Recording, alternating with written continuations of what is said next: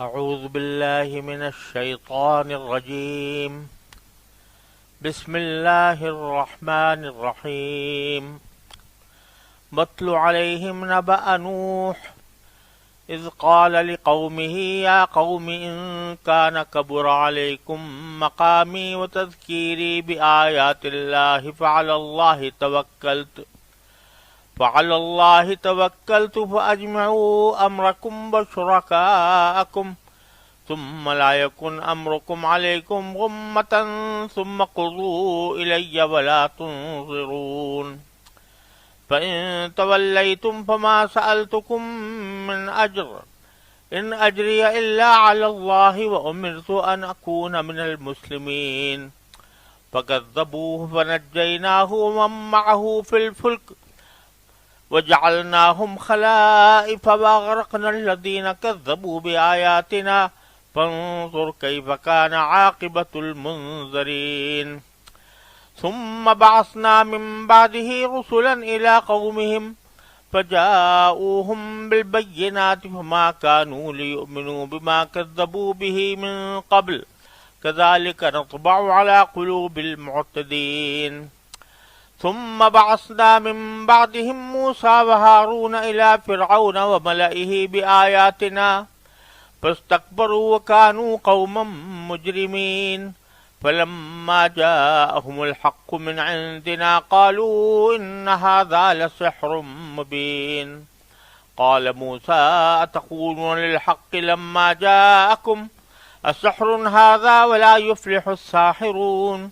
قالوا أجئتنا لتلفتنا عما وجدنا عليه آباءنا وتكون لكم الكبرياء في الأرض وما نحن لكما بمؤمنين. وقال فرعون ائتوني بكل ساحر عليم. فلما جاء السحرة قال لهم موسى ألقوا ما أنتم ملقون. فلما ألقوا قال موسى ما جئتم به السحر إن الله سيبطله إن الله لا يصلح عمل المفسدين ويحق الله الحق بكلماته ولو كره المجرمون. صدق اللہ العظیم. یہ سورہ یونس کی آیت نمبر 71 سے 82 تک میں نے آپ کے سامنے تلاوت کی ہے. ان آیات سے پہلے اللہ تبارک و تعالی نے اسلام کے بنیادی عقائد توحید، رسالت اور آخرت کے دلائل بھی بیان فرمائے اور اس پر مشرکین کی طرف سے جو اعتراضات ہوتے تھے ان کا بھی جواب دیا. اس کے بعد اب یہاں اللہ تبارک و تعالی کچھ پیغمبروں کے حالات ذکر فرما رہے ہیں اور پچھلے انبیاء علیہم الصلوۃ والسلام کے واقعات متعدد صورتوں میں اللہ تبارک و تعالی نے بیان فرمائے ہیں. ان کو بیان کرنے کا ایک مقصد تو کفار کو یہ تنبیہ ہے کہ پچھلی قوموں نے اپنے انبیاء کی مخالفت کا جو رویہ اختیار کیا اس کے نتیجے میں انہیں کتنے سنگین عذاب کا سامنا کرنا پڑا، تو تمہیں ان سے عبرت پکڑنی چاہیے. دوسرے اس میں انبیاء کرام علیہ السلام کے واقعات بیان کر کے نبی کریم صلی اللہ علیہ وسلم اور آپ کے صحابہ کرام کو ایک طرح سے تسلی دینا بھی مقصود ہوتا ہے کہ آپ کی قوم آپ کے ساتھ جو معاملہ کر رہی ہے وہ آپ سے پہلے پچھلے انبیاء کرام علیہ الصلوۃ والسلام کے ساتھ بھی کیا گیا ہے. لیکن پچھلے انبیاء کرام میں بیشتر وہ ہیں کہ ان کے مخالفین نے ان کے خلاف ہر طرح کی سازشیں کیں لیکن آخر کار وہ عذاب کا شکار ہوئے اور غلبہ آخر میں اہل ایمان ہی کا ہوا. تو مسلمانوں کو تسلی دی جا رہی ہے کہ آپ کے ساتھ بھی انشاءاللہ ایسا ہی ہوگا.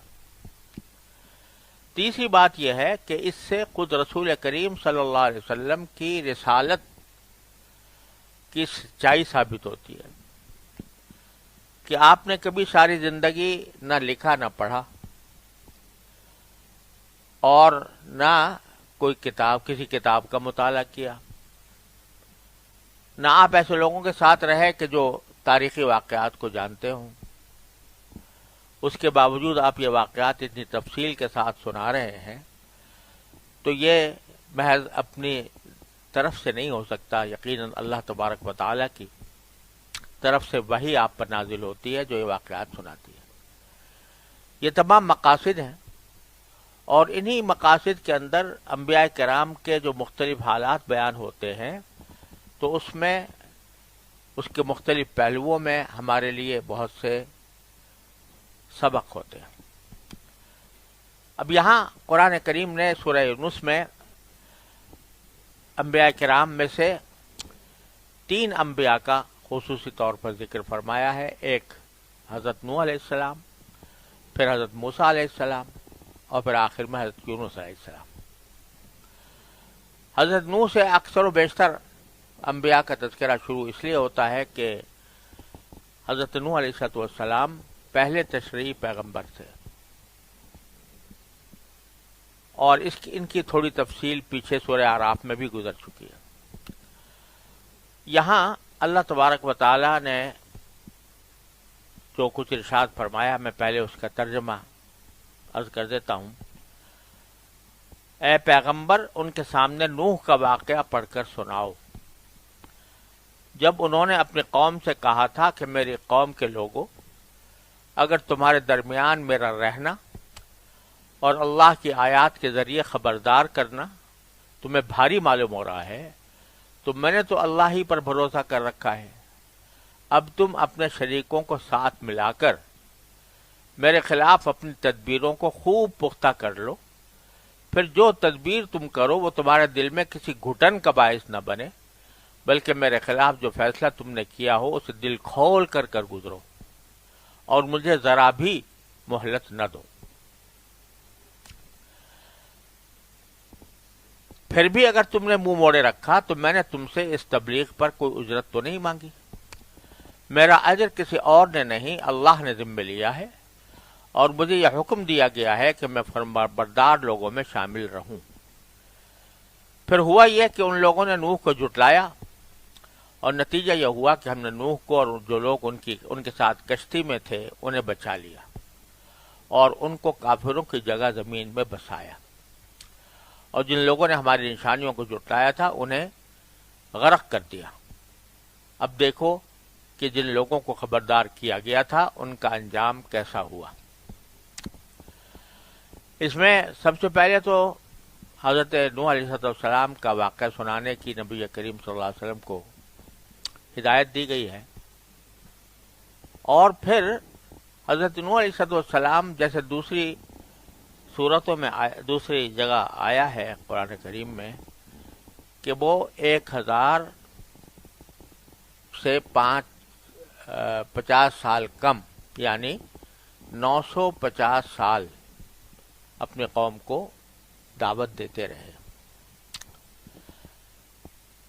تو اس دوران حضرت نوح علیہ السلام نے اپنی قوم کے سامنے جس بے خوفی کا اور اللہ پر توکل کا اظہار فرمایا اس کا خصوصی طور پر یہاں ذکر کیا گیا ہے۔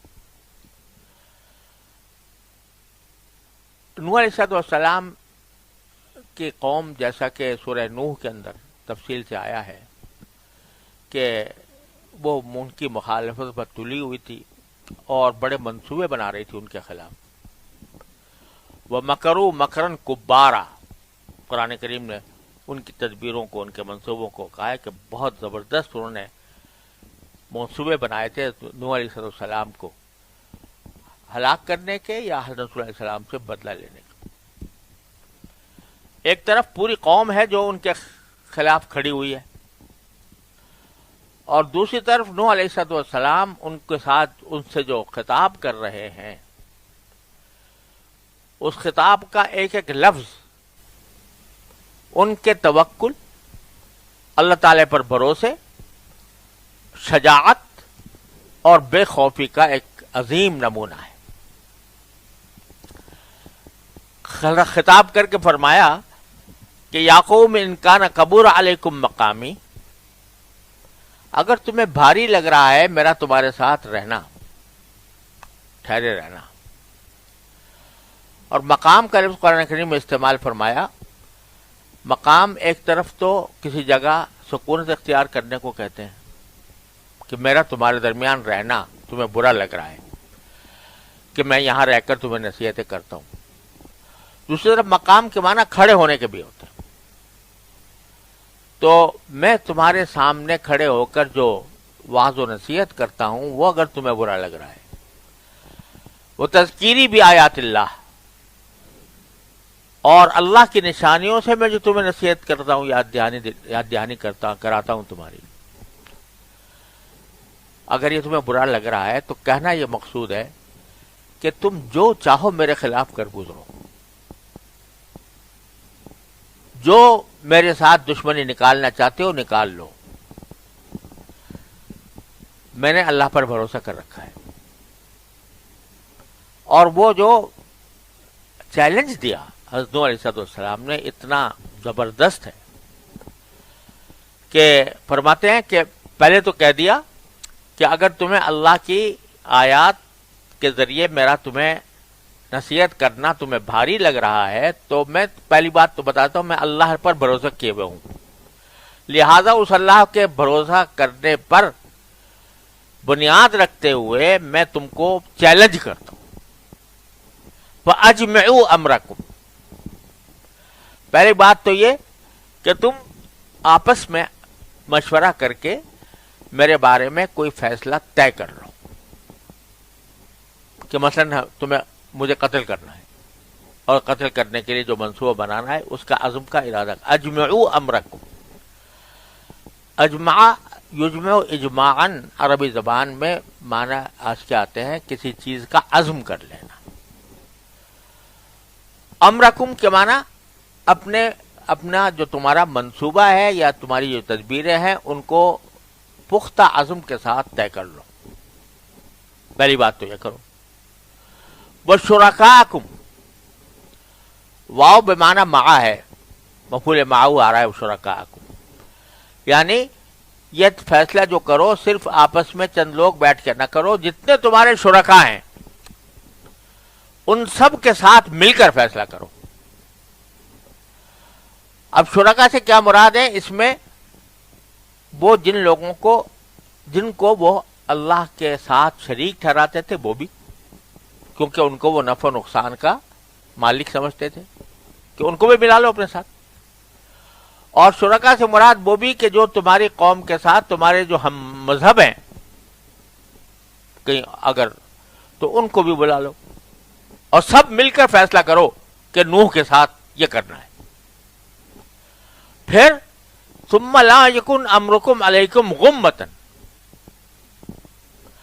اور پھر یہ تمہیں فیصلہ کرنے کے لیے کوئی خفیہ کارروائی کرنے کی ضرورت نہیں ہے۔ تمہارا جو فیصلہ ہوگا میرے خلاف وہ تمہارے لیے کسی گھٹن کا باعث نہ بنے، یعنی اگر آدمی خفیہ طور پر کسی کے خلاف کوئی سازش کرتا ہے تو دل میں اس کے گھٹن رہتی ہے کہ میں یہ کام خفیہ کر رہا ہوں۔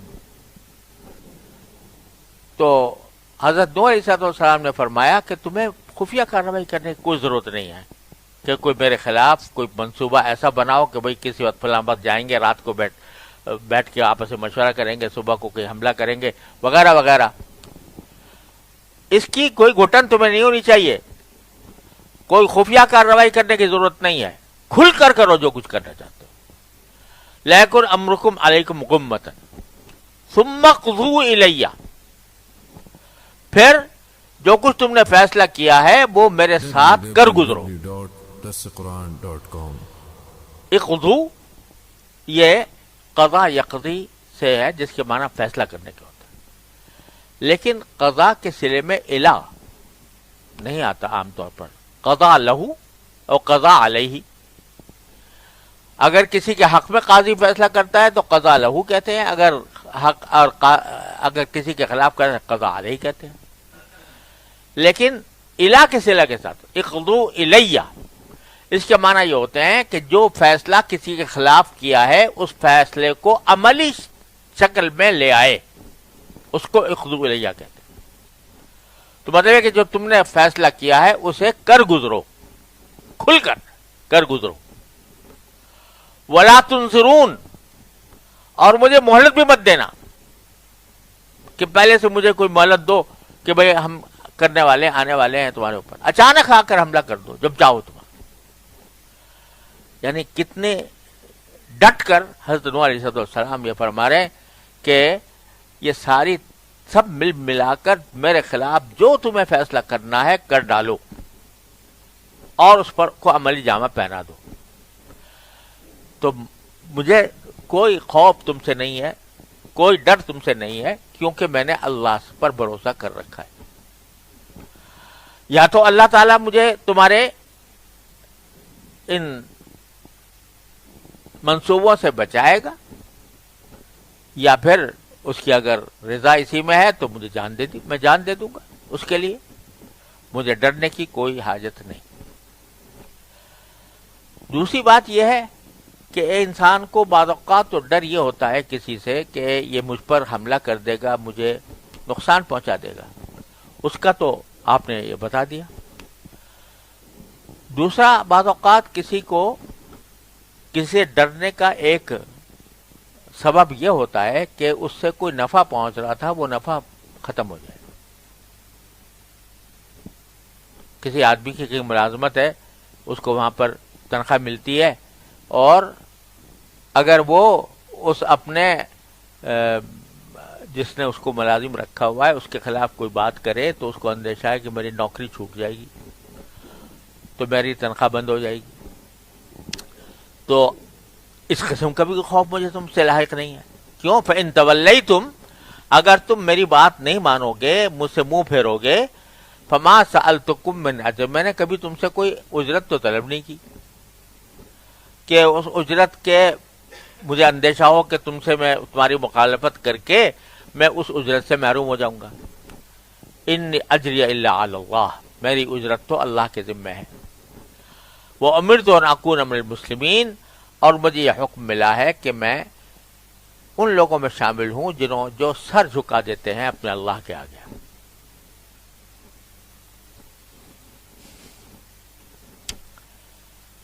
مسلمین پہلے بھی کئی مرتبہ گزرا ہے کہ لفظی معنی جھکنے کے ہوتے ہیں اور فرما برداری کے مفہوم کے اوپر یہ دلالت کرتا ہے. تو یہ صرف اتنا حصہ اس وقت نوح علیہ السلام کے تقریر کا اللہ تعالیٰ نے یہاں پر ذکر فرمایا ہے کہ دیکھو وہ کس طرح نڈری سے، شجاعت سے، بے خوف ہو کر اور ہر طرح کی امیدیں اپنی قوم سے کاٹ کر انہوں نے کس طرح حق گوئی کی. تو اس کا نتیجہ کیا ہوا؟ فَكَذَّبُوهُ، تو قوم نے ان کو جھٹلایا. فَنَجَّيْنَاهُ، ہم نے ان کو نجات دی. وَمَن مَّعَهُ، اور ان کے ساتھ جو تھے فِي الْفُلْكِ، کشتی میں، ان کو بھی نجات دی. یہ واقعہ تفصیل کے ساتھ کشتی میں سوار ہونے کا، اور پھر وہ انشاءاللہ سورہ ہود میں آنے والا ہے. تو کشتی میں سب مسلمان جانتے ہیں کہ نوح علیہ السلام کے جو رفقا تھے ان کو انہوں نے کشتی میں سوار کیا تھا، ان کو نجات مل گئی.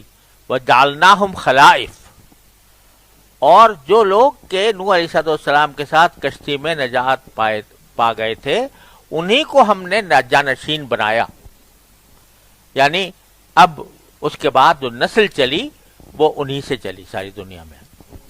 وَأَغْرَقْنَا الَّذِينَ كَذَّبُوا بِآيَاتِنَا، اور جنہوں نے ہماری آیتوں کو جھٹلایا تھا ان کو ہم نے غرق کر ڈالا. فَانظُرْ كَيْفَ كَانَ عَاقِبَةُ الْمُنذَرِينَ، اب دیکھ لو کہ کیا انجام ہوا ان کا جن کو کہ ڈرایا گیا تھا، خبردار کیا گیا تھا. پھر فرمایا ثُمَّ بَعَثْنَا مِن بَعْدِهِ رُسُلًا إِلَىٰ قَوْمِهِمْ، پھر نوح علیہ السلام کے بعد بھی ہم نے بہت پیغمبر بھیجے ان کی اپنی اپنی قوم میں. مثلا آپ نے دیکھا ہے کہ حضرت نوح علیہ السلام کے بعد حضرت صالح علیہ السلام آئے، حضرت ہود علیہ السلام آئے، حضرت شعیب علیہ السلام آئے، وغیرہ وغیرہ، ان کے واقعات قرآن کریم میں مختلف مقامات بیان فرمائے ہیں. فجاؤہم بالبینات، یہ پیغمبر بھی ان کے سامنے اپنی اپنی قوموں کے سامنے روشن دلیلیں لے کر آئے تھے. فما کانوا لیؤمنوا بما کذبوا بہ من قبل، تو ان کا حال یہ تھا کہ جس چیز کو ایک مرتبہ انہوں نے جھٹلا دیا تھا اس پر کبھی ایمان لانے والے نہیں تھے. یعنی پیغمبر کو جو پہلی مرتبہ کہہ دیا کہ بھائی ہم نہیں مانتے آپ کو، تو بس اس پہ ڈٹ گئے اور پھر ایمان لانے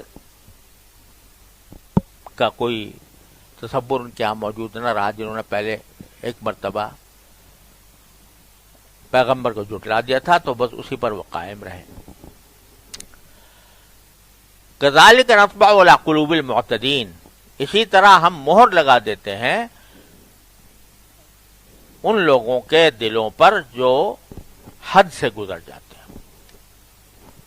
حد سے گزرنے کے معنی یہاں پر یہ ہے کہ کفر کے اوپر ڈٹ گئے. اور یہیں سے یہ بات بتائی جا رہی ہے کہ انسان کو یہ نہ سمجھنا چاہیے کہ ہمیشہ کہ مجھ سے کبھی کوئی غلطی نہیں ہو سکتی. آدمی کو ہر وقت اپنی بات کو سوچتا رہنا چاہیے کہ میں کہیں غلطی پر تو نہ ہوں. جب ایک آدمی کسی غلط بات پر ڈٹ جائے اور ڈٹا ہی رہے، ہزار دلائل آنے کے باوجود اس پر قائم رہے، تو پھر وہ حد سے گزر جاتا ہے اور اس کے بعد اللہ تعالیٰ کی طرف سے اس کے قلب پر مہر لگا دی جاتی ہے.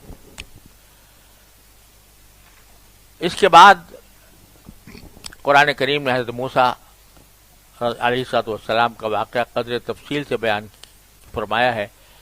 انشاءاللہ اس کی تفصیل آئندہ درس میں عرض کی جائے گی. صلی اللہ تعالیٰ علی خیر خلقہ.